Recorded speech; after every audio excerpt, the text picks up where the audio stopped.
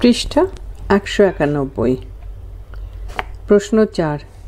ভারতীয় নীতিতত্ত্বে পরম পুরুষার্থ হিসেবে মোক্ষের ধারণাটি ব্যাখ্যা করো। উত্তর।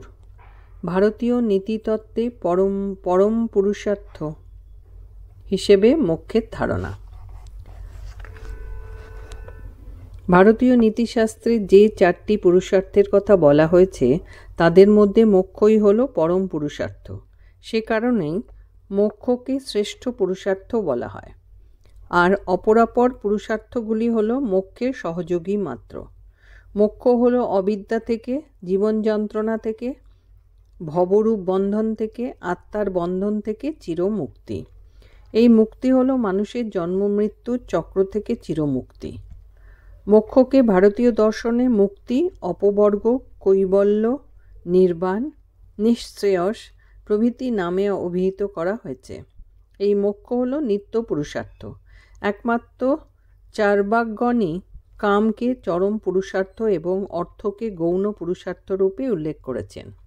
প্রাচীন মীমাংসকরা ধর্মকেই পরম পুরুষার্থ রূপে গণ্য করেছেন। এছাড়া আর অন্যান্য সমস্ত ভারতীয় দার্শনিকই মোক্ষকে শ্রেষ্ঠ তথা পরম পুরুষার্থে মর্যাদা দিয়েছেন।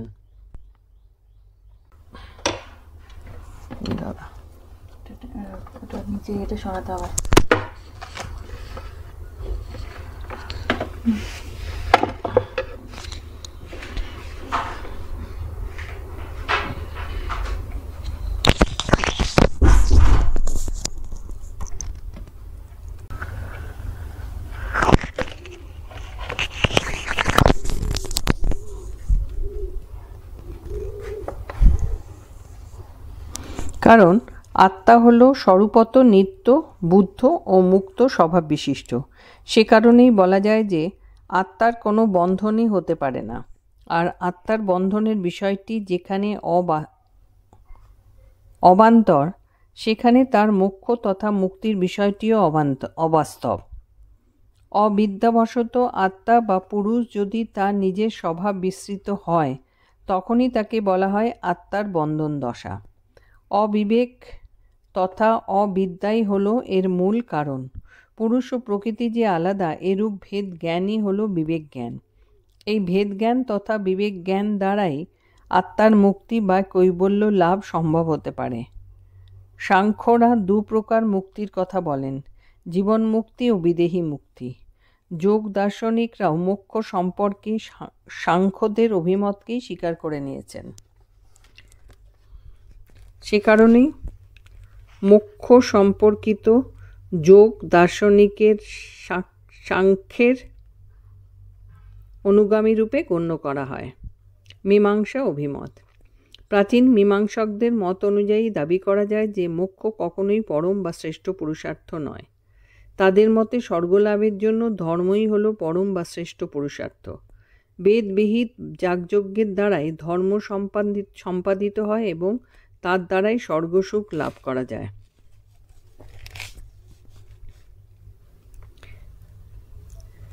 ন্যায় বৈষয়িক অভিমত। ন্যায় বৈষয়িক মতে মোক্ষকে অপবর্গ তথা নিঃশ্রেয়স রূপে উল্লেখ করা হয়েছে। তাদের মতে চৈতন্য আত্মার স্বাভাবিক গুণ নয়, তা হলো একটি আগন্তুক গুণ। আত্মা যখন মনের সঙ্গে, মন যখন ইন্দ্রিয়ের সঙ্গে, ইন্দ্রিয় যখন বাহ্য বস্তুর সঙ্গে সম্বন্ধে আবদ্ধ হয়, তখনই আত্মাতে ঘটে চৈতন্যের আবির্ভাব। অবিদ্যার প্রভাবে আত্মা নিজেকে দেহ, মন ও ইন্দ্রিয়ের সঙ্গে সম্বন্ধযুক্ত বলে মনে করে এবং সমস্ত রকম জাগতিক দুঃখ কষ্ট ভোগ করে। একমাত্র তত্ত্বজ্ঞানের দ্বারাই অবিদ্যা দূরীভূত হয় এবং তার ফলে নিঃশ্রেয়স তথা মোক্ষলাভ করা যায়।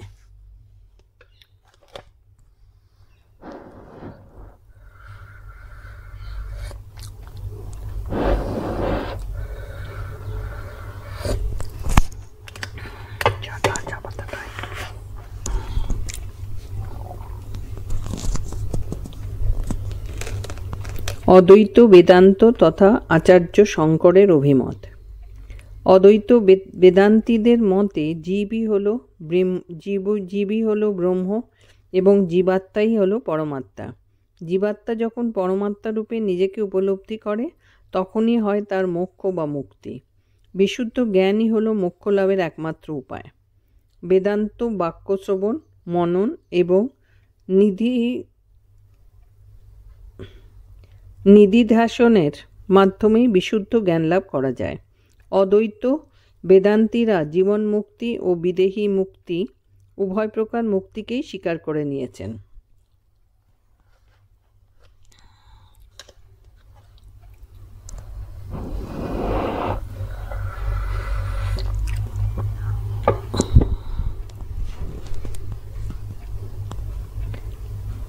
বিশিষ্টাদ্বৈত বেদান্ত তথা আচার্য রামানুজের অভিমত। বিশিষ্টাদ্বৈতবাদী আচার্য রামানুজের মতে জীবাত্মা ও পরমাত্মা অংশ এবং সমগ্রের সঙ্গে সম্পর্ক স্বরূপ, কারণ তিনি বলেন জীবাত্মা অণু পরিমাণ স্বরূপ এবং পরমাত্মা বিভু পরিমাণ স্বরূপ।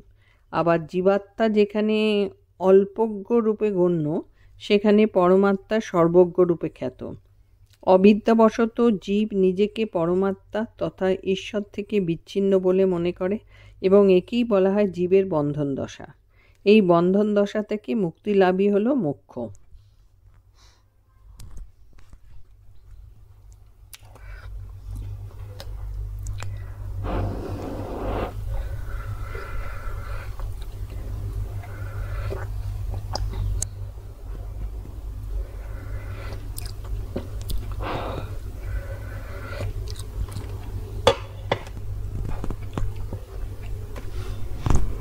প্রশ্ন 5।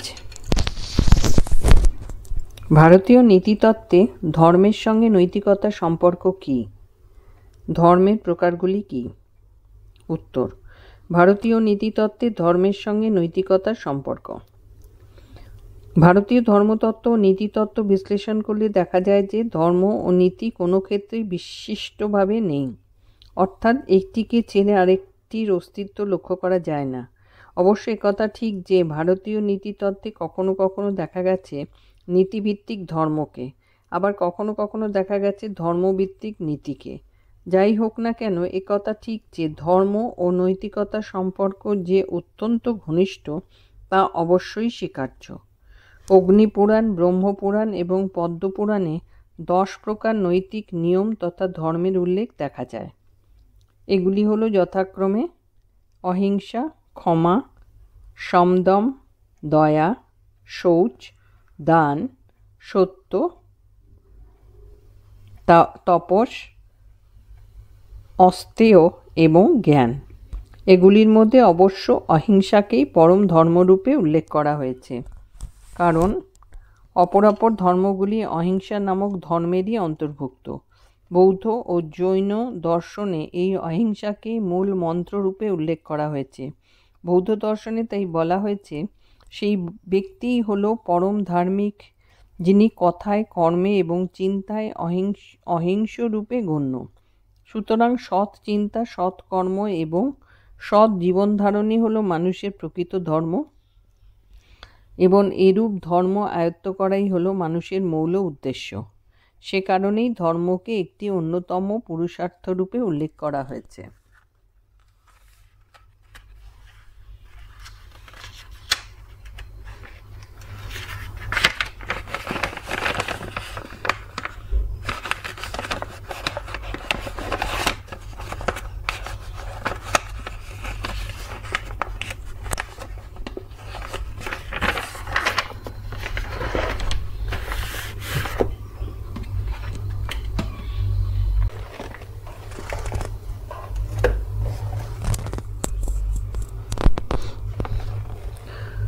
পৃষ্ঠা 192। দ্বিবিধ রূপে ধর্ম। মনুসংহিতায় ধর্মের 2টি রূপ লক্ষ্য করা যায়, সাধারণ ধর্ম এবং বর্ণাশ্রম ধর্ম। সমাজে যে ধর্ম সাধারণ তথা সার্বিকভাবে পালনীয় তাকেই বলা হয় সাধারণ ধর্ম। সাধারণ ধর্ম তাই অবশ্যই মানুষের সামাজিক অবস্থান সাপেক্ষ এবং তারই আলোকে বিচার্য। কিন্তু বর্ণাশ্রম ধর্ম হলো এমনই যা মানুষের সামাজিক অবস্থান নিরপেক্ষভাবে সমানভাবে পালনীয়। বর্ণাশ্রম ধর্ম তাই অবশ্যই সামাজিক অবস্থান নিরপেক্ষতার আলোকে বিচার্য। সাধারণ ধর্ম। মনুসংহিতায় 10টি সাধারণ ধর্মের উল্লেখ করা হয়েছে। সেগুলি হলো যথাক্রমে 1. ধৃতি ব্র্যাকেটে নিজের প্রতি অবিচল নিষ্ঠা।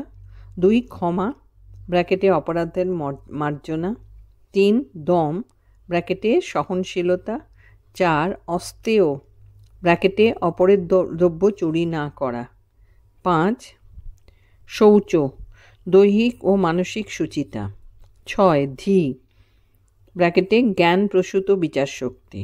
7. নিগ্রহ ব্র্যাকেটে ইন্দ্রিয় সংযম।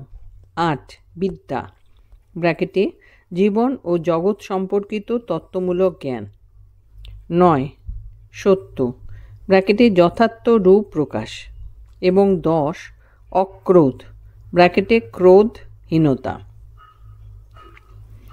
মনুসংহিতায় এই যে 10টি সাধারণ ধর্মের উল্লেখ করা হয়েছে, এগুলি অগ্নিপুরাণ, পদ্মপুরাণ এবং ব্রহ্মপুরাণ। এই 10টি নৈতিক নিয়মের সঙ্গে সঙ্গতিপূর্ণ। বর্ণ এবং আশ্রম নির্বিশেষে এই সমস্ত ধর্ম প্রযোজ্য ও পালনীয় বলে এগুলিকে বলা হয় সাধারণ ধর্ম। বর্ণাশ্রম বর্ণ। সামাজিক পেশার ভিত্তিতে চতুর্বর্গ।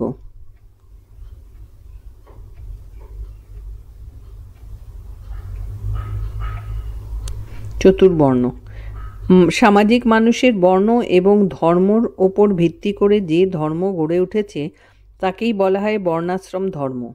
বর্ণ শব্দের সাধারণ অর্থ হলো রং, কিন্তু নীতি ও ধর্মতত্ত্বে বর্ণ শব্দটি জাতিগত সামাজিক পেশা অর্থে প্রযুক্ত হয়েছে। এরূপ অর্থে সামাজিক মানুষের এক প্রকার মানসিক প্রবণতাকে উল্লেখ করা হয়, যা তার চরিত্রগত বৈশিষ্ট্যের পরিচয় বহন করে। প্রত্যেকটি মানুষের চরিত্র গঠিত হয় সত্ত্ব, রজ এবং তম এই ত্রিগুণের সমন্বয়ে, কিন্তু এই 3টি গুণ সকল মানুষের মধ্যেই সমানভাবে থাকে না। কারো চরিত্রে সত্ত্বগুণের প্রাচুর্যতা দেখা যায়, আবার কারো চরিত্রে রজগুণের প্রাবল্যতা পরিলক্ষিত হয়, আবার কারো চরিত্রে তমগুণের প্রবল প্রভাব লক্ষ্য করা যায়। গুণত্রয়ের এরূপ প্রাবল্য হেতু সামাজিক মানুষের মধ্যে চতুর্বর্ণের সৃষ্টি ও ভেদ করা হয়েছে। এই চতুর্বর্ণ হল যথাক্রমে ব্রাহ্মণ, ক্ষত্রিয়, বৈশ্য ও শূদ্র।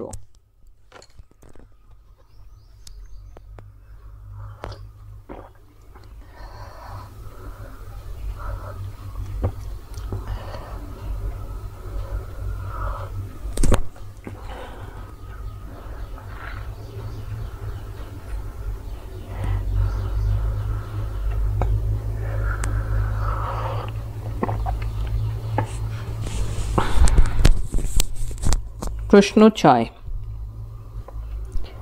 ভারতীয় নীতিতত্ত্বে চতুর্বর্ণের বিষয়টিকে সংক্ষেপে ব্যাখ্যা করো। উত্তর: ভারতীয় নীতিতত্ত্বে চতুর্বর্ণ। ভারতীয় নীতিতত্ত্বে চতুর্বর্ণের বিষয়টি আলাদা আলাদাভাবে আলোচনা করা হয়। হলো: সত্যপ্রধান রূপে ব্রাহ্মণের স্বধর্ম। যাদের মধ্যে সত্যগুণের প্রাবল্য দেখা যায় তারা হলেন সত্যপ্রধান। ব্রাহ্মণরাই হলেন এরূপ সত্যপ্রধান। এদের পালনীয় ধর্ম হল অধ্যাপনা, দান গ্রহণ, আস্তিক্য, সদাচার এবং যজ্ঞ অনুষ্ঠানের পরিচালনা প্রভৃতি। এরাই সমাজের সর্বোচ্চ স্তরে আসীন। এই সমস্ত ধর্ম তাই তাদের কাছে আবশ্যিকভাবে পালনীয়। আদর্শগত জ্ঞান দান করাই হল তাদের স্বধর্ম।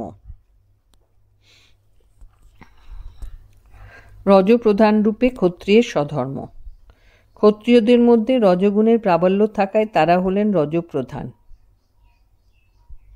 এদের পালনীয় ধর্ম হল ক্ষাত্রধর্ম।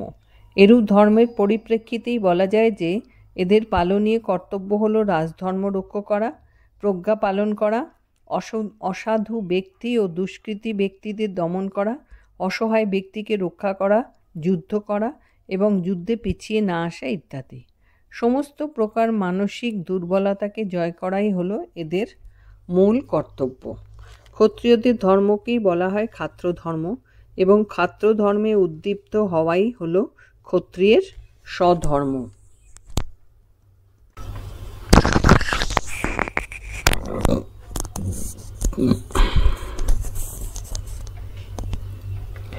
তমমিশ্রিত রজপ্রধান রূপে বৈশ্যের স্বধর্ম। ক্ষত্রিয়দের ন্যায় বৈশ্যরাও হলেন মূলত রজপ্রধান, কারণ তাদের মধ্যে রজগুণের আধিক্য দেখা যায়। রজগুণের আধিক্য থাকলেও তাদের মধ্যে তমগুণেরও কিছুটা প্রভাব দেখা যায়। সে কারণেই তাদের পালনীয় ধর্ম কখনোই ক্ষত্রিয় সুলভ নয়। তাদের অবশ্য পালনীয় ধর্ম হল বাণিজ্য ও কৃষিকর্মে মনোনিবেশ করা, পশুপালন করা এবং অপরাপর বিষয়কর্মে ব্যাপৃত থাকা। সামাজিক অর্থনীতিকে চাঙ্গা রাখাই হলো বৈশ্যদের পালনীয় ধর্মের অন্যতম বৈশিষ্ট্য। ব্যবসা বাণিজ্য এবং কৃষিকর্মের উন্নয়নের মাধ্যমে অর্থনৈতিক অবস্থার স্থায়িত্ব বজায় রাখাই হলো এদের স্বধর্ম। তমপ্রধান রূপে শূদ্রের স্বধর্ম। শূদ্রদের মধ্যে তমগুণের প্রাবল্য থাকায় এরা হলেন তমগুণ প্রধান। এদের অবশ্য পালনীয় ধর্ম হল মানুষজনের সেবা করা, তাদের পরিচর্যা করা এবং তাদের আনন্দ দেওয়া। সমস্ত বর্ণের মানুষের প্রতি তাই তাদের পরিচর্যা করা উচিত এবং তাদের প্রতি লক্ষ্য রাখাও এদের মূল কর্তব্য। কোনো রকম অসুবিধায় পড়লে সেই অসুবিধা দূর করাই হলো এদের মৌলিক কর্তব্য। অপরাপর মানুষের ক্ষেত্রে পরিচর্যা প্রদান করাই হলো এদের স্বধর্ম।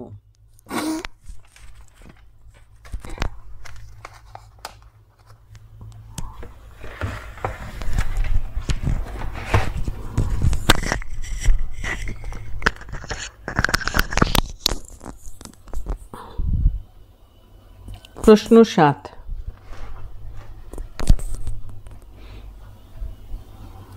অর্থ কিভাবে কাম্য তত্ত্বরূপে গণ্য তা আলোচনা করো, অথবা পুরুষার্থরূপে অর্থের বিষয়টি আলোচনা করো। উত্তর: কাম্য তত্ত্বরূপে অর্থ।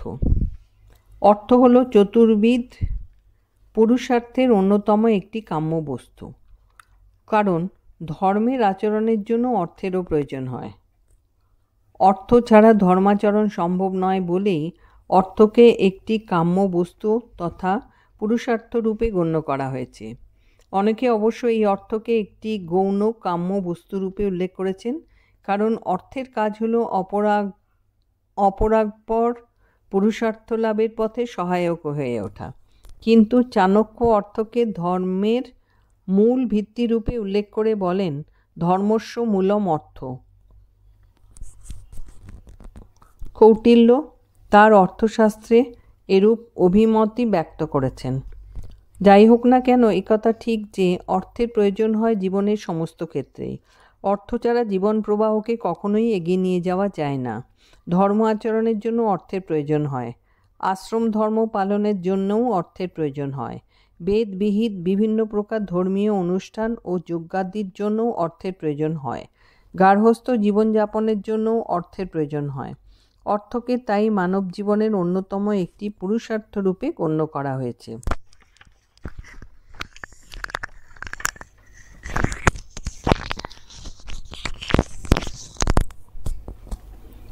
পুরুষার্থ রূপ অর্থ ইষ্ট সাধক ও অনিষ্ট সাধক। একথা ঠিক যে জীবনের প্রত্যেকটি ক্ষেত্রেই অর্থের প্রয়োজন আছে। অর্থ ছাড়া মানুষের জীবন প্রবাহকে কখনোই এক পাও এগিয়ে নিয়ে যাওয়া যায় না। অর্থ একটি অন্যতম পুরুষার্থ, যা কাম্যবস্তু ঠিকই, কিন্তু যে কোনোভাবে অর্জিত অর্থকে কাম্যবস্তু তথা পুরুষার্থের মর্যাদা দেওয়া যায় না, কারণ অসৎভাবে বা অন্যায়ভাবে উপার্জিত অর্থ কখনোই পুরুষার্থের মর্যাদা পেতে পারে না।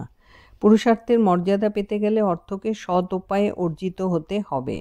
পুরুষার্থরূপে অর্থকে এমনই হতে হবে যে তা যেমন একদিকে ব্যক্তির মঙ্গল সাধন করবে, অপরদিকে তেমনি আবার অপরের অনিষ্ট সাধন না করে পুরুষার্থরূপ অর্থ না করে। পুরুষার্থরূপ অর্থ তাই একদিকে যেমন ইষ্ট সাধক রূপে গণ্য, অপরদিকে তেমনি আবার অনিষ্ট নাশক রূপেও গণ্য।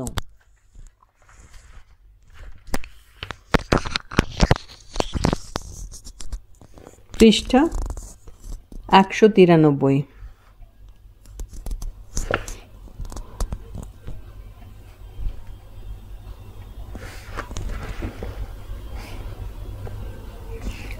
সৎভাবে অর্জিত ও সৎপথে ব্যয়িত অর্থই কাম্য বস্তু। অর্থকে তখনই কাম্যবস্তুর মর্যাদা দেওয়া যায় যখনই তা একদিকে যেমন সৎ পথে অর্জিত হবে, অপরদিকে তেমনই তা সৎ পথে ব্যয়িতও হবে। অর্থাৎ অর্থকে সৎ পথে উপার্জন করতে হবে, আবার তাকে সৎভাবে ব্যয়ও করতে হবে। অসৎভাবে উপার্জিত অর্থ যেমন কাম্যবস্তু হতে পারে না, তেমনই অসৎভাবে ব্যয়িত অর্থও কাম্যবস্তুর মর্যাদা লাভ করতে পারে না। অসৎভাবে অর্থ ব্যয় কখনোই ধর্মোচিত কাজ নয়। সুতরাং বলা যায় যে ন্যায়সম্মতভাবে অর্থ উপার্জন করে যদি তা ন্যায়োচিতভাবেই ব্যয় করা হয়, তবে সেরূপ অর্থই পুরুষার্থ তথা কাম্য বস্তুরূপে গণ্য। নৈতিকতার দৃষ্টিতে অর্থের অভাব ও প্রাচুর্যতা কোনোটি কাম্য নয়। নৈতিক দৃষ্টিভঙ্গির দিক থেকে বলা যায় যে অর্থের অভাব যেমন কাম্য নয়, তেমনি তার প্রাচুর্যতাও কাম্য নয়। অর্থের অভাব ধর্মাচরণের দিকটিকে বাধা দেয় যেমন, তেমনি আবার তার প্রাচুর্যতাও মানুষকে অসৎ পথে চালিত করে। অর্থের অভাব হলে মানুষ সাধারণত অসৎ হয় এবং বিভিন্ন প্রকার অসামাজিক ক্রিয়াকলাপ সম্পন্ন করে। অর্থের অভাবে মানুষ যে কোনো প্রকারে অর্থ উপার্জনের চেষ্টা করে এবং তা সঞ্চয় করে। আবার অর্থের প্রাচুর্যতাও কখনোই কাম্য নয়, কারণ অর্থের প্রাচুর্যতা মানুষকে অসৎ ও উচ্ছৃঙ্খল করে তোলে এবং নানা প্রকার অনৈতিক কাজে উৎসাহিত করে। এরূপ উভয় ক্ষেত্রেই অর্থকে পুরুষার্থরূপে গণ্য করা যায় না। সুতরাং প্রয়োজন ভিত্তিক অর্থই হল পুরুষার্থরূপে গণ্য।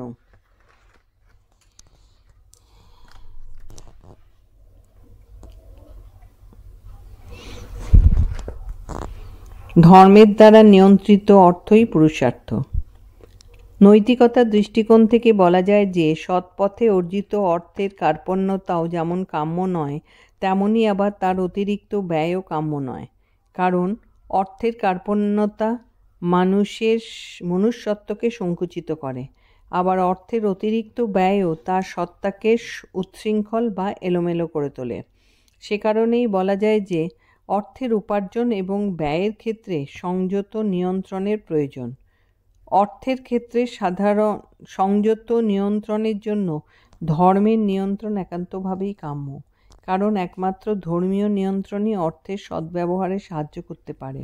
সুতরাং বলা যায় যে ধর্মের দ্বারা যখন অর্থ নিয়ন্ত্রিত হয়, একমাত্র তখনই তা পুরুষার্থরূপে গণ্য হয়। এরূপ অর্থই মানুষকে মুক্তির পথে এগিয়ে নিয়ে যায়।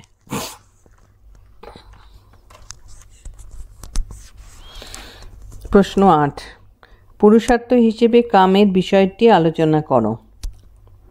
উত্তর, পুরুষার্থ হিসেবে কাম। ভারতীয় চিন্তাধারায় কাম একটি অন্যতম পুরুষার্থরূপে গণ্য, কারণ ভারতীয় দার্শনিকগণ মনে করেন যে ধর্ম আচরণের জন্য কামের আবশ্যকতা আছে। কামের ফলশ্রুতিতেই জীবকুলের আবির্ভাব, আর জীব তথা মানুষ যদি না থাকে তাহলে ধর্ম আচরণের বিষয়টিও অপ্রাসঙ্গিক হয়ে পড়ে। স্বাভাবিকভাবেই তাই মোক্ষ লাভের বিষয়টিও এক্ষেত্রে অচল হয়ে পড়ে। মনুষ্যবিহীন সমাজে আর মোক্ষের কোনো তাগিদ থাকে না। একমাত্র কাম সম্ভোগই মোক্ষ লাভের তাগিদের ধারাটিকে বহন করতে পারে। সে কারণেই কামকে একটি অন্যতম পুরুষার্থ বা কাম্য বস্তুরূপে গণ্য করা হয়েছে। সুতরাং বলা যায় যে মোক্ষ লাভের কামনার ধারাবাহিকতাকে বজায় রাখার জন্য কামের একান্ত প্রয়োজন।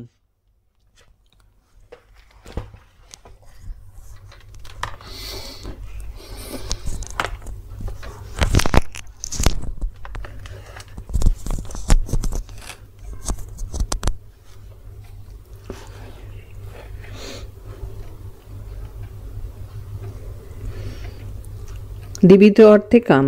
সাধারণত কাম শব্দটি দুটি অর্থ করা হয়েছে, একটি হলো সংকীর্ণ অর্থ এবং অপরটি হলো ব্যাপকতম অর্থ। সংকীর্ণ অর্থে কাম শব্দটির অর্থ হলো যৌন সুখ সম্ভোগের ইচ্ছা। এরূপ কামের দ্বারা শুধু ইন্দ্রিয় সুখই সম্ভোগ করা যায়, কিন্তু ভারতীয় নীতিতত্ত্বে এরূপ সংকীর্ণ অর্থে কাম শব্দটির উল্লেখ করা হয়নি। ভারতীয় নীতিতত্ত্বে ব্যাপকতম অর্থে কাম শব্দের ব্যবহার করা হয়েছে। এরূপ ব্যাপকতম অর্থেই কামের অর্থ হল বুদ্ধিদীপ্তভাবে যে কোনো প্রকার ইন্দ্রিয় সুখ সম্ভোগ। সংকীর্ণ অর্থে যে যৌন সুখ রূপে কামের কথা বলা হয়, সেরূপ কামকে কিন্তু পুরুষার্থ রূপে গণ্য করা হয় না। কামকে যখন পুরুষার্থ রূপে গণ্য করা হয়, তখনই তা হলো বুদ্ধিদীপ্ত সংযত কাম। এরূপ কাম শুধু দৈহিক সুখকেই নির্দেশ করে না, একই সঙ্গে তা মানুষের মননশীলতা ও বিচারশীলতাকেও নির্দেশ করে। দ্বিবিধ বৃত্তিতে মনুষ্যবৃত্তি। সাধারণভাবে উল্লেখ করা যায় যে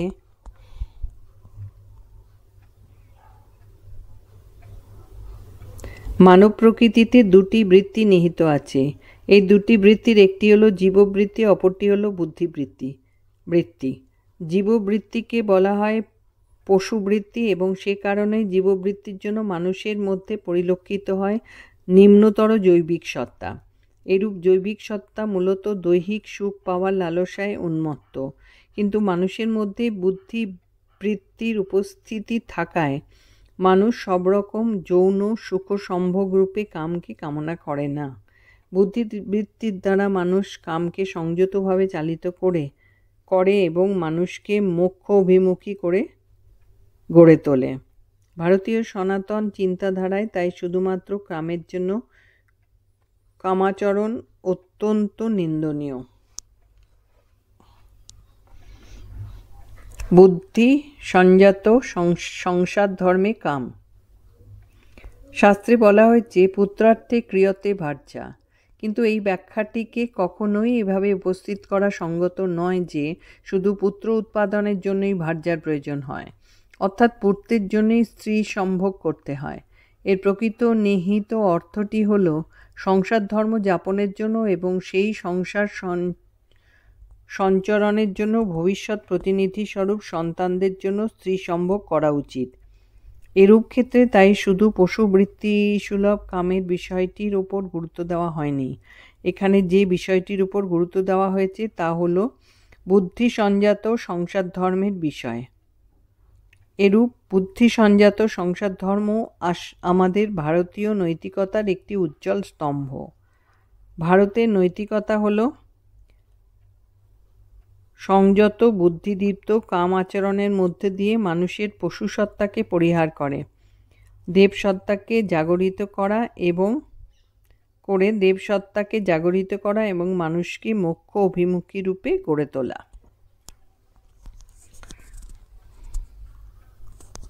কর্মচোদনায় কাম। কামকে বর্জন করাও কিন্তু একেবারেই সুখকর নয়, কারণ ভোগ থেকেই আসে ত্যাগের প্রবৃত্তি। বিকৃত কাম মানুষকে ধ্বংসের পথে টেনে নিয়ে যায় ঠিকই, কিন্তু বুদ্ধিদীপ্ত সংযত কাম মানুষকে ভোগের মাধ্যমে ত্যাগের ব্রতে ব্রতী করে তোলে। এরকম উদাহরণ আমরা আমাদের ধর্ম ও নীতিশাস্ত্রে অনেক পেয়ে থাকি। যেমন রাজা জনক, যিনি রাজ্যভোগের মধ্যে থেকেও ত্যাগের পথ বেছে নিয়েছিলেন। উপনিষদে কামকে